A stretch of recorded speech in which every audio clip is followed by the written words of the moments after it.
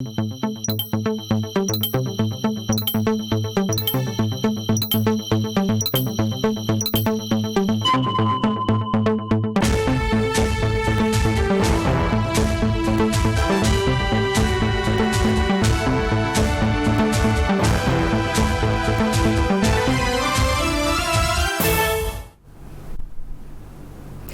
tonnes de poulets congelés saisis par la coordination nationale de lutte contre la fraude d'origine européenne et transités par un pays côtier. Ces poulets impropres à la consommation ont été saisis à Kombisiri dans le Bazega. Vous aurez toutes les précisions en début de journal. Production industrielle, Akaliko lance officiellement les activités de sa filiale Burkina. L'entreprise est spécialisée dans la fabrication, la vente et la réparation de vérins hydrauliques et des radiateurs. Images et commentaires dans quelques minutes. En sport, l'étoile filante de Ouagadougou s'est qualifiée ce week-end pour les demi-finales de la Coupe du Faso. Opposée à Majestic SC, les Faux est sortie victorieuse sur le score de 2-1. Les temps forts en images dans ce 20h. Bonsoir et merci de nous suivre. La coordination nationale de lutte contre la fraude a saisi 13 véhicules transportant chacun en moyenne 105 cartons de poulet frauduleux et impropres à la consommation d'une valeur estimée à plus de 100 millions de francs CFA. Ces poulets d'origine européenne ont transité par un pays côtier avant d'être stoppés dans la commune rurale de Kombisiri dans le Bazega. On en sait davantage dans ce reportage signé Saïba Solé, commenté par Yacinthe Sawadgo. C'est un gros coup réussi par la coordination nationale de la lutte contre la fraude en collaboration avec la police nationale et municipale. Des véhicules de type personnel qui ne répondent pas aux normes pour le transport de marchandises chargées de cartons de poulet. Plus de 10 véhicules qui ont été saisis avec plus de 21 000 cartons de poulet issus de la fraude, le tout d'une valeur de plus de 100 millions. Ces cartons de poulet impropres à la consommation sont venus d'Europe, ont transité par un pays voisin avant d'entrer sur le territoire burkinabé, selon le coordinateur national de lutte contre la fraude. Je me souviendrai que le 22 février dernier, la coordination nationale de lutte contre la fraude avait donc procédé à une telle saisie. Et c'était le début, c'était un signal que nous donnons donc à ces individus qui se donnent à ce type de pratique, notamment l'importation des produits surgelés, qui sont donc des marchandises interdites sur le territoire national. Et nous avons investigué, et hier nuit, les équipes ont été alertées. Nous avons donc effectué une mission dans la ville de Kombisiri pour opérer à cette saisie. Une lutte qui, selon le coordinateur, sera sans relâche. À ceux qui s'adonnent à cette pratique, le message du premier responsable est clair. Vous savez que les militaires font le travail au front. Il nous appartient aussi de faire notre travail dans la ville. Et nous allons travailler à cernir dans ce milieu, à protéger les populations, la santé des populations. Nous allons donc effectivement nous éventuer davantage. Et c'est un message très fort que nous voulons donc envoyer à l'endroit de ceux-là qui ne veulent pas effectivement abandonner ce type de pratique. Et ce type de véhicules non seulement sont destinés pour le transport de ce type de marchandises que vous voyez ce matin, mais également sont destinés pour le transport de tout type de marchandises qui sont interdites, notamment les amphétamines, les explosifs. Et nous sommes sur cette piste. Dans les jours à venir, ceux qui ne vont pas effectivement baisser les bras, comme on le dit aujourd'hui, déposer les armes, nous allons nous dresser tout droit vers ce type d'importation. Un rappel, c'est plus de 21 000 cartons de poulets dans plus de 10 véhicules qui sont tombés dans les mailles de la police. Ces poulets, selon le coordinateur national de lutte contre la fraude, seront incinérés et les fraudeurs répondront devant la justice. Inauguration à Ouagadougou d'une entreprise spécialisée dans la vente et la réparation de vérins hydrauliques et de radiateurs. Elle intervient également dans la fourniture d'équipements miniers. L'entreprise est nommée Akaliko et est installée à Lazade, un quartier de la ville de Ouagadougou. Les activités de Akaliko ont été lancées officiellement ce week-end. Les images sont signées Mamidriana Kamabou. Installée dans 14 pays à travers le monde, Akaliko vient de déposer ses valises au Burkina Faso. Et cette coupure du ruban marque le lancement de ses activités. Akaliko est une entreprise spécialisée dans la vente et la réparation de vérins hydrauliques et le radiateur. Des services qui sont quasi inexistants au Burkina Faso, selon le directeur général d'Akaliko, Jacob Tarpaga. Et pour répondre aux besoins de sa clientèle, un atelier a été installé au cœur de la capitale burkinabé. Nous sommes ici au Burkina Faso, nous avons la capacité de vendre nos vérins, et également cette même capacité-là de réparer le vérin en cas de problème. Et quand je parle de réparation, ce n'est pas une réparation simple, c'est une réparation complète. Parce que nous faisons également la fabrication, donc une réparation de ce qu'on appelle 100%. La technologie qui nous rend différente, c'est que nous utilisons ce qu'on appelle le chromage. Et le chromage, c'est une technique qui nous permet de travailler sur les tiges des vérins hydrauliques. Et cette technologie, c'est ça qui nous permet de pouvoir donner aux clients une satisfaction de 100%, c'est-à-dire une réparation à 100%. Au regard de la crise socio-économique que traverse le Burkina Faso, l'installation de cette entreprise représente une plus-value en termes de développement industriel, a laissé entendre Charles-Eugène Nabolé, conseiller technique au ministère du Développement industriel. Akaliko envisage d'investir environ 11 milliards au Burkina Faso. En termes de retombées, c'est important. Et donc nous ne pouvons que saluer cette initiative et dire que nous allons les accompagner dans l'intérêt bien compris de notre pays. Parce qu'au-delà de la guerre, nous avons besoin aussi de travailler dans le sens du développement économique. Pour l'heure, Akaliko a investi environ 850 millions de francs CFA pour l'installation de l'entreprise. L'entreprise compte plus de 20 employés. Et dans les jours à venir, Akaliko envisage recruter d'autres agents. Vous allez voir que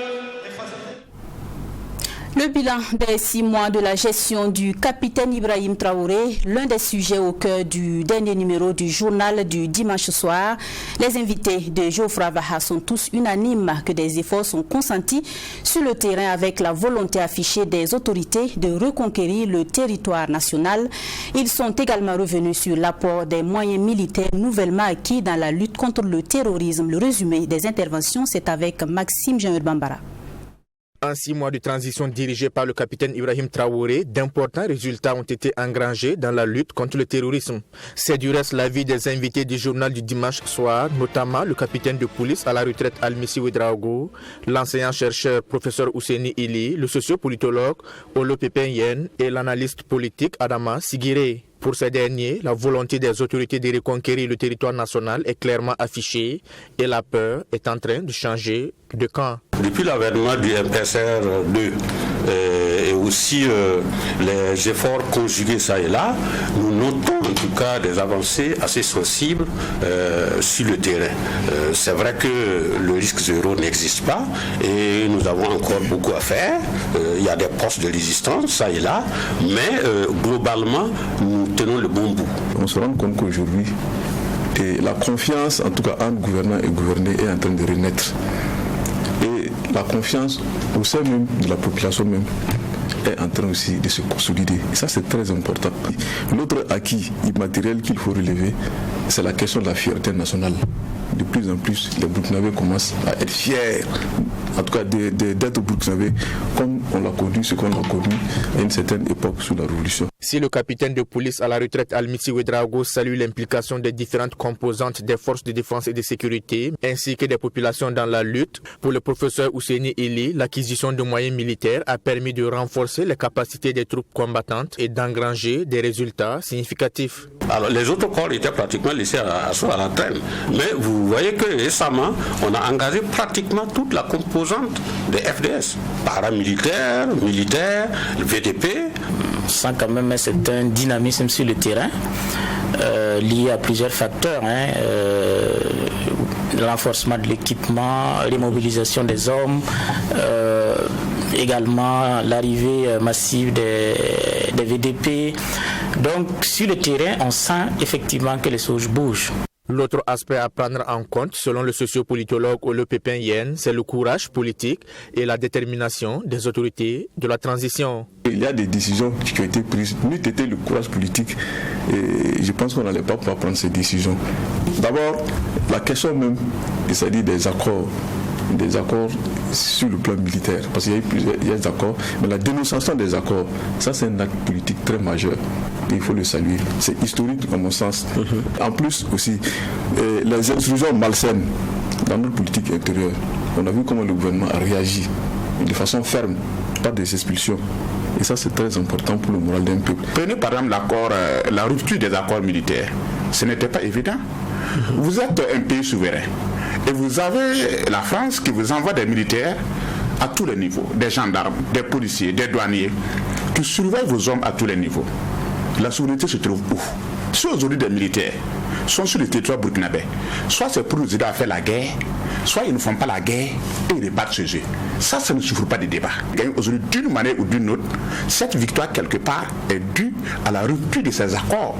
Il y a certes de quoi être enthousiaste par rapport à la souveraineté retrouvée, mais pour le professeur Ousseini Eli, il faut mettre un bémol parce que le Burkina Faso reste dépendant dans plusieurs domaines. Il y a des actions qui sont posées qui tendent à affirmer la souveraineté, mais il ne faut pas croire que c'est demain, c'est après-demain, parce qu'il y a encore beaucoup de choses. Quand vous dépendez, quand votre budget est financé à 40-50% par l'extérieur, quand vous importez pratiquement 90-95% de vos produits, y compris les matières militaires, en réalité, vous êtes à la merci de tout le monde en réalité, parce que vous pouvez effectivement quitter un partenaire, aller vers un autre, mais c'est toujours la même chose. Nous ne sommes pas des utopistes. Je suis parfaitement d'accord avec ce qu'il a dit.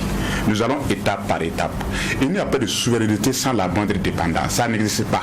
Même la France, dans la souveraineté, quelque part, dépend d'autres pays. Les États-Unis d'Amérique, la Russie. Il n'y a pas de souveraineté sans la moindre dépendance.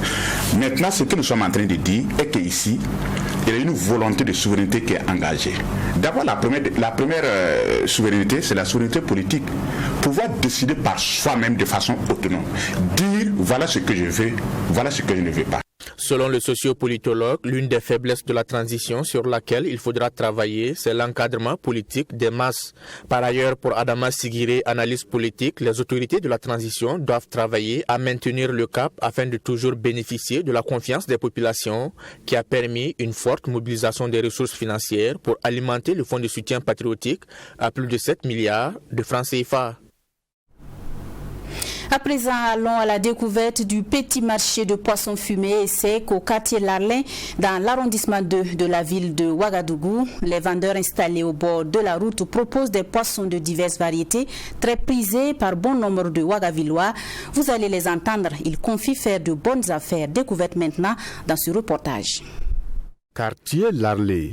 Au bord de cette route sont installés depuis plusieurs années des vendeurs de poissons de diverses variétés. Ce sont entre autres des silures, des anguilles.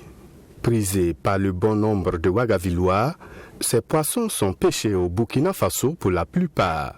Cette journée de mercredi, Idrissa Tapsoba assiste sa maman dans la vente de poissons fumés et certains séchés.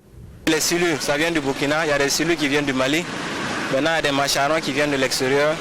Il y a aussi les poissons maïs, Abidjan qui viennent d'Abidjan. Il y a maïs qui viennent du Sénégal. Voilà. Et au Burkina, ici, on a des poissons qui viennent du Sourou, des poissons qui viennent de Kompienga et autres localités. Ici, les vendeurs se disent satisfaits de la consommation du poisson par les Burkinabés. Les clients ne se font pas prier pour venir s'approvisionner en poisson. Selon les commerçants, la consommation du poisson fumé et séché est entrée dans les habitudes des Burkinabés. Les Burkinabés consomment le poisson. Et on peut dire que la consommation même ça va de plus en plus parce que les gens commencent à comprendre les bienfaits du poisson. Ça s'achète. Surtout le mois de carême comme ça s'achète beaucoup même. Les clients apprécient la qualité de ce poisson et ne manquent pas de faire un tour pour s'en procurer. Ibrahim Ouedraogo, client fidèle d'Idrissa Tapsoba, est venu acheter des silures fumées comme il a l'habitude de le faire. J'ai l'habitude de payer ça. Mais quand je paye, c'est bon, puis c'est doux. C'est poisson là seulement. C'est pas scellé ou bien voilà, c'est scellé. Selon les vendeurs de poissons, ce métier est plutôt rentable. C'est un métier qui, selon eux, nourrit son homme. Pour Idrissa Tapsoba, qui épaule sa maman commerçante de poissons depuis 3 décennies, c'est grâce à la vente du poisson que sa maman arrive à subvenir aux besoins de la famille. Moi, je peux dire que moi, j'ai commencé il n'y a pas longtemps, mais ma maman, elle est dedans, ça vaut plus de 30 ans. Et c'est dans ça elle arrive à payer la scolarité de tous ses enfants, à subvenir aux besoins de sa famille et tout. Donc même si ce n'est pas trop rentable, au moins on arrive quand même à manger et on dit Dieu merci. Malgré la concurrence qui existe entre ces vendeurs, chacun dit arriver à tirer son épingle du jeu. Les commerçants du poisson sont pour la plupart des Burkinabés, mais on en trouve également des vendeurs venus des pays comme le Mali. De la musique avec le deuxième opus de l'artiste musicien Louba Star. L'album est intitulé Ma saison et aborde des thématiques en lien avec l'amour et la cohésion sociale. L'album a été dédicacé ce week-end en présence de Serge Bassolé et Wendla Sida Kabouri. Après son tout premier album intitulé Mon Air, sorti en 2020, Louba Star revient avec son deuxième album maxi baptisé Ma saison. À travers les 5 titres qui composent l'album, plusieurs thématiques sont abordées par l'artiste, dont les principaux sont l'amour et les actions qui ne favorisent pas le vivre ensemble. Par son titre Diero, Louba Star exprime sa reconnaissance envers son créateur pour les bienfaits qu'il a reçus. Diero, c'est un morceau, quand je m'explique dans ça, je me sens vraiment bien. Voilà, parce que tout d'abord, j'ai commencé à chanter dans l'église catholique. J'étais chef de chorale. Donc, mais depuis que j'ai commencé à chanter, je n'ai pas fait un son pour grâce à Dieu. Donc, dans cette chanson, je dis, dans la vie, tu n'es jamais le premier, tu n'es jamais le dernier. Rends toujours grâce à Dieu. Les pieds que tu as pour marcher, d'autres l'ont cherché, ils n'ont pas trouvé. Les yeux que tu as pour voir, d'autres le veulent, Dieu ne les a pas donnés. Donc, quelle qu'en soit ta situation, il faut toujours dire Dieu merci. Chanter dans la langue gourmatier est une manière pour lui de faire la promotion de sa langue maternelle, selon Louba Star. L'artiste se dit confiant quant à la promotion de son album et promet des éventuelles collaborations avec d'autres artistes dans les prochains singles déjà en cours de préparation. À travers les difficultés qu'on a rencontrées, qu'on a décidé de donner ça Ma saison. Comme le père l'a fait aussi, et puis bon, je me suis dit pourquoi pas aussi ne pas le faire. Ça fait toujours en tout cas un pas de plus pour la culture burkinabé. La suite, bon, pour le moment nous avons des plans déjà bien tracés, mais bon, on les garde d'abord. Donc après la sortie, et dès maintenant même la promotion commence, il y a beaucoup de choses qui sont en cours. En rappel, Louba Star, de son nom à l'état civil, Aro Dieniboa, est issu d'une famille d'artistes dont le père fut artiste traditionnel. Louba Star est né le 31 janvier 1996. Ce natif de Nakuba, village situé dans la province de la Nyanya, est un artiste musicien, auteur, compositeur. Il fait ses premiers pas dans la musique en 2019. Cet album maxi intitulé Saison vient porter à 2 le nombre de ses albums discographiques. Louba Star signifie l'héritage en langue gourmatique.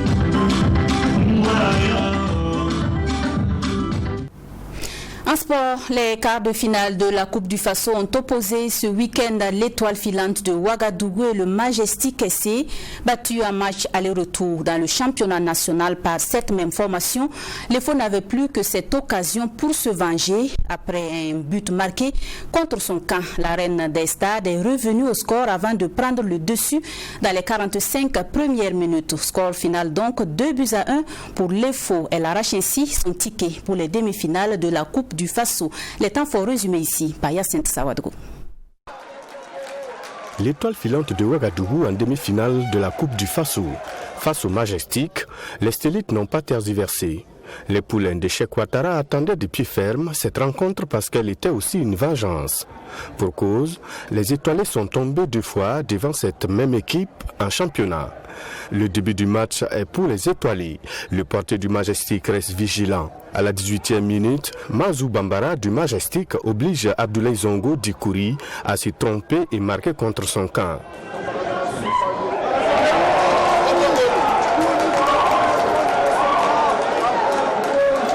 Loin de se décourager, la reine des stades se remet vite, d'abord par cette balle et ensuite ce coup de pied arrêté et la tête de Kader Sana à la 40e minute.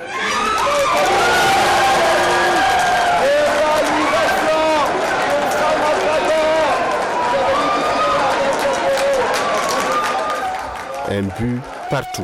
L'étoile reviendra 2 minutes plus tard sur une autre balle arrêtée et Yacouba Ouedraogo enfonce le clou à quelques minutes de la pause.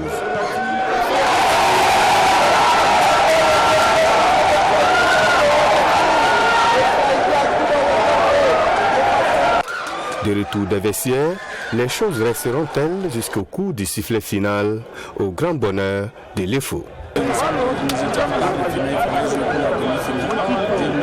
Puisque cette équipe nous avait posé beaucoup de problèmes.